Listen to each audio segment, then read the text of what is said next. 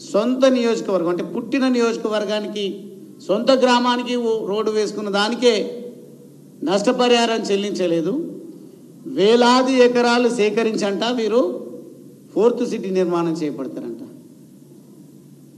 Night life ఎట్లుంటుందో మొత్తం ఈ ప్రాంతంలోనే చూపిస్తా అని మాట్లాడుతున్నారు. ఈ నైట్ లైఫ్ గురించి మీరు కలలు కంటున్నటువంటి అటువంటి లైఫ్ గురించి ప్రజలు ఆలోచించడం లేదు. ప్రజలకు ఇచ్చినటువంటి హామీలను నెరవేర్చండి.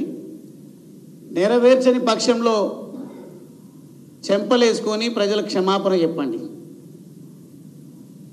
లేనట్టయితే నేను ఈ సందర్భంగా భారతీయ జనతా పార్టీ అధ్యక్షుడు గారు రామచంద్రరావు గారు పిలుపునిచ్చినట్టుగా పెద్ద సంఖ్యలో ఇందిరా పార్క్ తరలిరండి.